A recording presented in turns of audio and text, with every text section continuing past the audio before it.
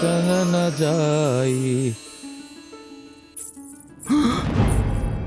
राम सिया राम। जजमान? हाँ ई राउर बहू? हाँ महाराज। मगर कैसे? पंडित जी रउआ कहे का चाहता नहीं? अरे मगर कैसे भइल? अरे महाराज भुला गए नहीं का? रउरे ब्याह करावल हो और रउए याद नहीं खे।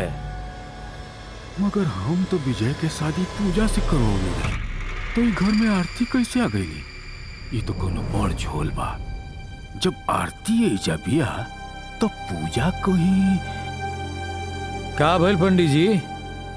जी जजमान। का सोचे लगनी? हमरा समझ में ई नहीं खे आवत कि ई सब भइल कैसे।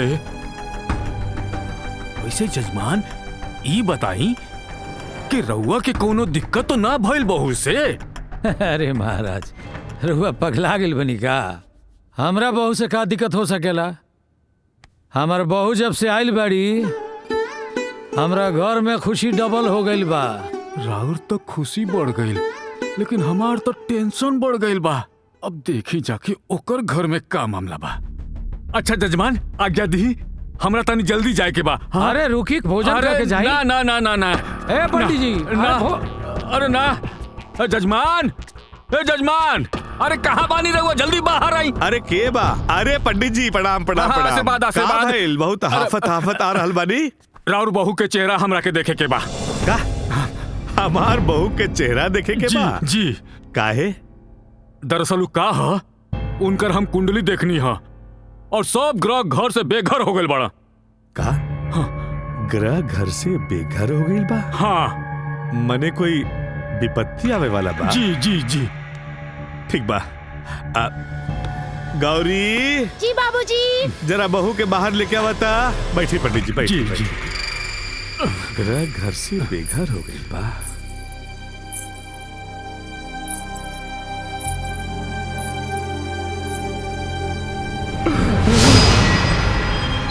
प्रणाम। अरे बाप रे बाप, एजा तो बहुते बड़ झोल चलता। सब उल्टा पुल्टा बा।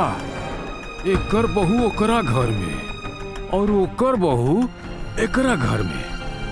शायद ही बात लगता इनकरो नहीं खे पता। बस बस हो गई, तू अंदर जा अंदर जा। प्रणाम। अरे पंडित जी, जी? अभी तो तू कहत रहला कि ग्रह घर से बेघर हो गई बा। अब ठीक से देखबो न कैला, अंदर भेज देला। जजमान जब हम देखता नहीं तो रउआ ना देख पाइब। ई मामला से दूर रहे में ही हमार भलाई बा। पंडित का? अच्छा हम क्या आज्ञा दी? हमरा जरूरी काम से अब भी जाए के बा। अरे लेकिन जी जी पंडित जी, अरे जी। अरे पंडित जी ग्रह के का भइल? अरे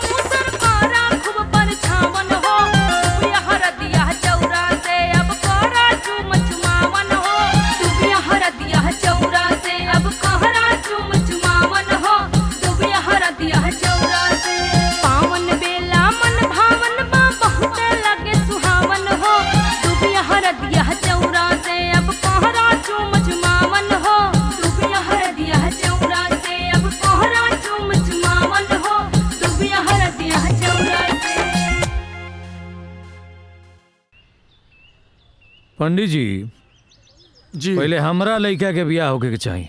ना पंडित जी, पहले हमरे लेकर के शादी कराई रहुआ। समझी जी, हाँ बोलिए। जाई बहू के लेके आ जाई। पहले हमरा लड़का के बियाह तय भइल तो हमरा लड़का के बियाह नु पहले होके के चाहिए। भाई जी अपना बहन के लेके आई तो तय भइला से कुछ न होई। हाँ, हमार लड़का के बियाह पहले होई आ तू कुछ न कर पाईबा। आ एगो बात कान खोल के सुन ला, इस शुभ काम में टांग मत अड़ावा। अच्छा तो टांग हम अड़ाओ तनी, टांग तो तू अड़ाओ तारा।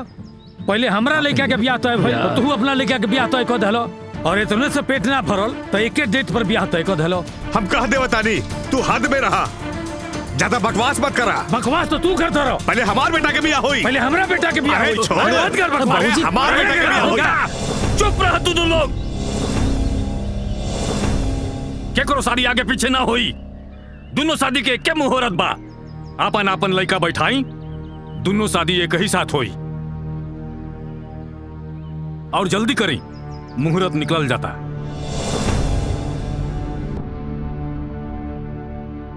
बैठ जा बेटा। ओम गण गणपते नमः। ओम गण गणपते नमः। गणेश जी का ध्यान कीजिए। तो डाल दे बच्चा। माधवाय नमः। सर्वमंगल मंगले शिवे सर्वार्थ साधिके शरणे त्र्यंबके गौरी नारायणी नमस्तुते। ओम जयंती मंगला काली भद्रकाली कपालिनी दुर्गा स्वामी सिद्धधात्री स्वाहा स्वधा नमोस्तुते।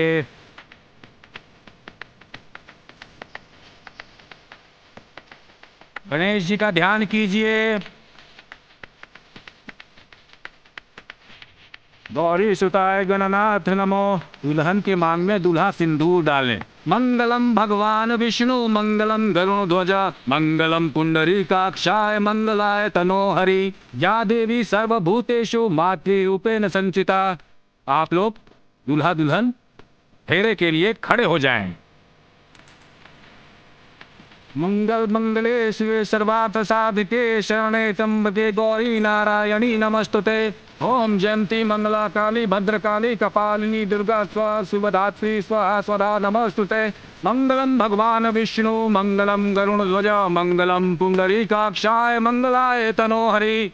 ओम संताकारं भुजैशरणं पद्मनाभं सुरेशं विश्वाधारं गगनसदृशं मेघवर्णं शुभांगं लक्ष्मीकांतं कमलनयनं योगभिर्दानिगम्। अब शादी संपन्न हुई। अब दूल्हा दुल्हन माता पिता और बड़े बुजुर्गों का आशीर्वाद लें। खुश रह। अरे जल्दी करो लोग, लागता आधी तूफान आवे वाला बा।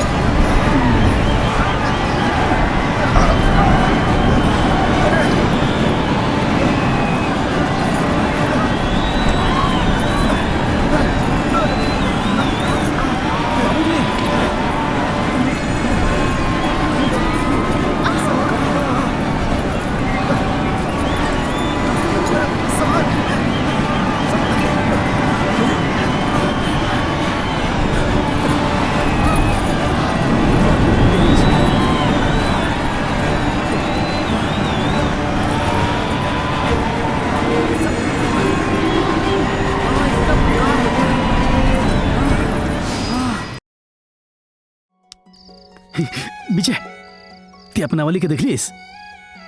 कहाँ देखनी यार, उन्हें बाबूजी खड़ा रहले। ठीक कहता लीस, हमरो बाप पीछे ही खड़ा रहलक, लेकिन हम तो पार्टनर। हाँ, सुहाग रात के का प्लान बा तोहार? सुहाग रात? हाँ? सुहाग रात सुन, पहले घूंघट उठाएम, फिर ओकर दादा वाला गादा बिछाएम। दादा वाला गद्दा? फिर चुम्मा लेम।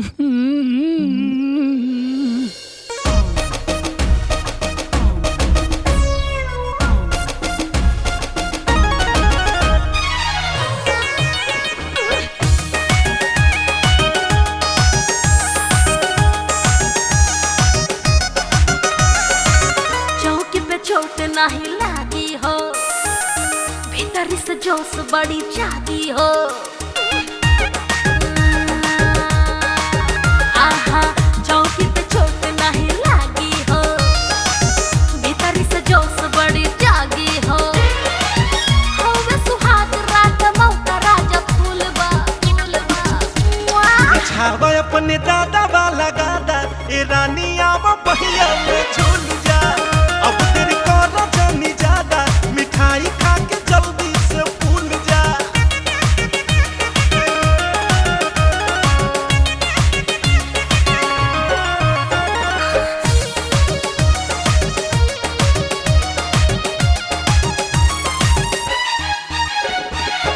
घूंघटा उठा के चूमा होठ लाल लाल हो, आज के रात रानी हो जाई धमाल हो। घूंघटा उठा के पिया चूमा होठ लाल हो, आज के रात रानी हो जाई धमाल हो। जवन जवन चाहे करा फिर आज फूलबा बिछावा अपने दादा वाला गादा ए रानी आव पहिया में झूल जा। अब तेरी कोरा जानी ज्यादा मिठाई खा के जल्दी से भूल जा।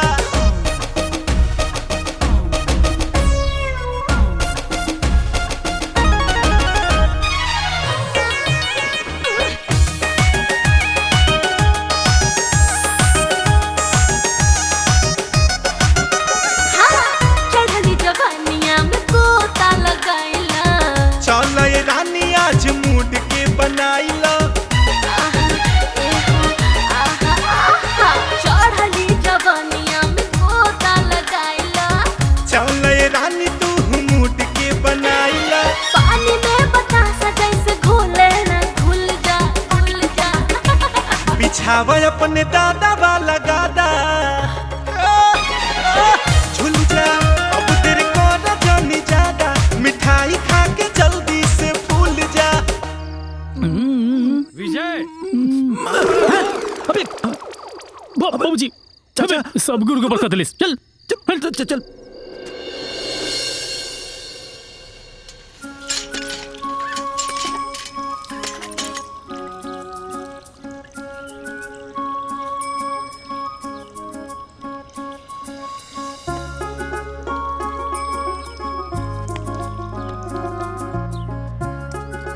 विजय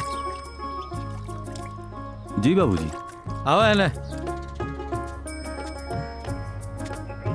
जी बाबूजी। कल चलाओ। ठीक बा।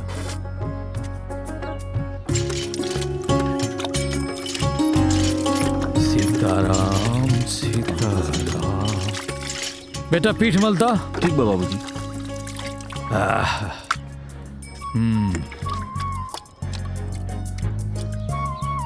अरे फूल का छुआ तारा मला बढ़िया से छील देवे का रे ना। काहे खातिर विजय के परेशान करता नहीं रहुआ। हाँ नया नया शादी भइल बा, बहू देखी तो का सोची। अरे ते में परेशान करे का बात बा। बाप मातारी के सेवा कई लड़का के धर्म हो। हाँ इनका के तो सेवा करे के मौका देता नहीं।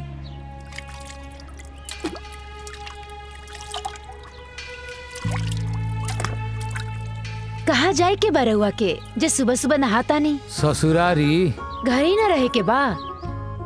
तो जे घरे रहला उ नहाला ना। हाय दादा धन्यवानी रहुआ।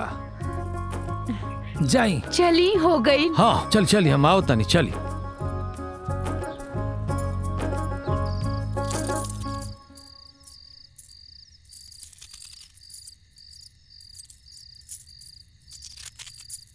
अरे बहू अजय कहाँ बा? आई घूंघट काहे काढ़ ले लू? तू ई घर में बहू ना बेटी बन के आयल बड़ू। अब बेटी बाप के सामने घूंघट ना काढ़ेली। रउआ लोक लाज भुला गई का? जौन सीधे बहू के सामने आके खड़ा हो गई नी। एमे लोक लाज के का बात बा भाई? आए ई अपन घर छोड़ के माई बाप भाई बहन छोड़ के दोसर घर बसावे यहाँ आयल बिया। तो हमनी के फर्ज ना बनेला कि बेटी जैसन प्यार दी। अच्छा ठीक बा, अब जाए यहाँ से। हाँ अरे हाँ हम भुला गए नहीं। हम तो ये पूछाइल रहनी है कि अजय कहाँ बात दिखाई नहीं के देत। वो तो सुबह सुबह काम पे चल गई। काम पे चल गईल? पगला गईल बा का? नया नया शादी भइल बा, घर में चांद जैसन दुल्हन आइल बिया। अरे 2-4 दिन के छुट्टी ले लेवे के रहे, जब देखा काम काम काम। तू छोड़ा, हम कर देता नहीं। तू जा यहाँ से, हम ही सब कर देता है। तू जा।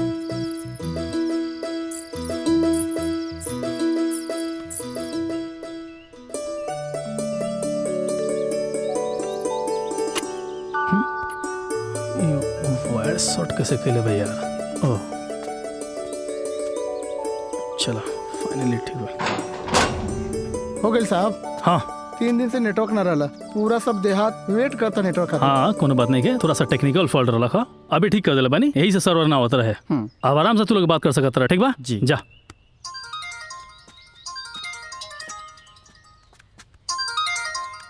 अरे ससुर जी।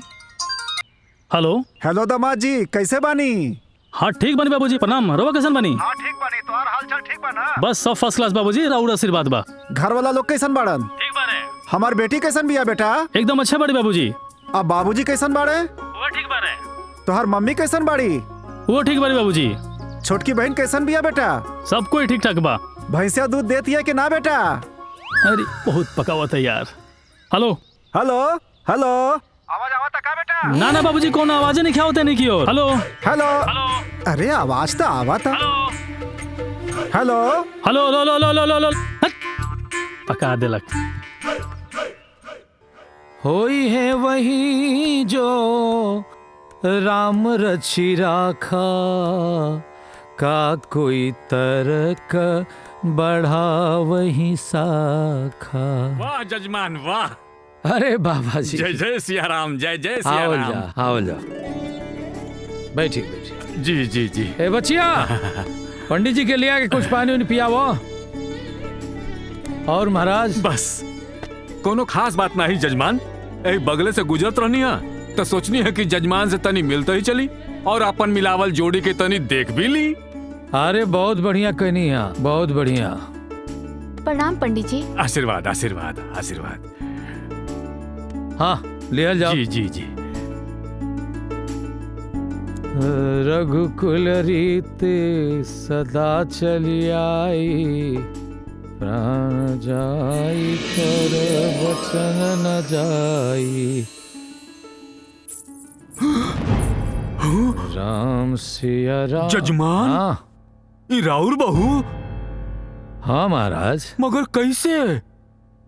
पंडित जी रउआ कहे का चाहता नहीं? अरे मगर कैसे भइल? अरे महाराज भुला गए नहीं का?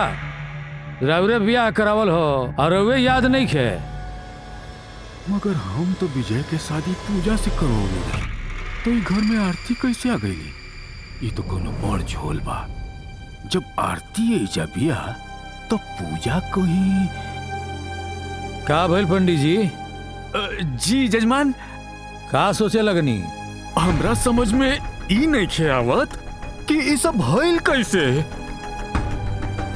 वैसे जजमान ई बताई कि रउआ के कोनो दिक्कत तो ना भइल बहू से? अरे महाराज रउआ पगला गेल बनी का? हमरा बहू से का दिक्कत हो सकेला? हमार बहू जब से आइल बाड़ी, हमरा घर में खुशी डबल हो गइल बा। राउर तो खुशी बढ़ गई, लेकिन हमार तो टेंशन बढ़ गई बा। अब देखी जाके ओकर घर में का मामला बा। अच्छा जजमान आज्ञा दी, हमरा तनी जल्दी जाए के बा। हाँ? अरे रुकी, भोजन करके जाई। ना ना ना ना ना। ए पंडित जी ना। अरे ना जजमान, ए जजमान, अरे कहाँ बानी रहुआ? जल्दी बाहर आई। अरे के बा? अरे पंडित जी प्रणाम प्रणाम प्रणाम। आशीर्वाद आशीर्वाद। का भइल? बहुत हाफत हाफत आ रहल बानी। राउर बहू के चेहरा हमरा के देखे के बा। का? हमार बहू के चेहरा देखे के बा? जी। काहे? दरअसल का है, उनकर हम कुंडली देखनी है और सब ग्रह घर से बेघर हो गए बड़ा। का? हाँ। ग्रह घर से बेघर हो गई बा? हाँ। मने कोई विपत्ति आवे वाला बा? जी जी जी। ठीक बा। गौरी जी बाबूजी। जरा बहू के बाहर लेके आवता। बैठी पंडित जी बैठी। जी जी। ग्रह घर से बेघर हो गई बा।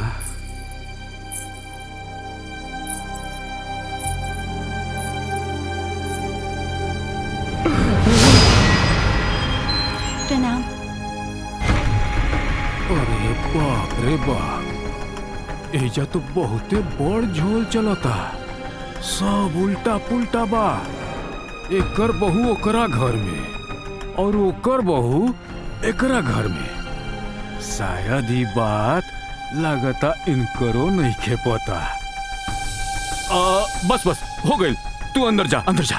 प्रणाम। अरे पंडित जी, अभी तो तू कहत रहला कि ग्रह घर से बेघर हो गईल बा। अब ठीक से देखबो न कइला, अंदर भेज देला।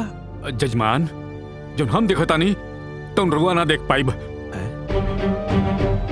ई मामला से दूर रहे में ही हमार भलाई बा। अच्छा, हम क्या आज्ञा दी?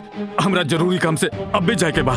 अरे लेकिन जी जी पंडित जी, अरे जी अरे पंडित जी, ग्रह के का भइल? अरे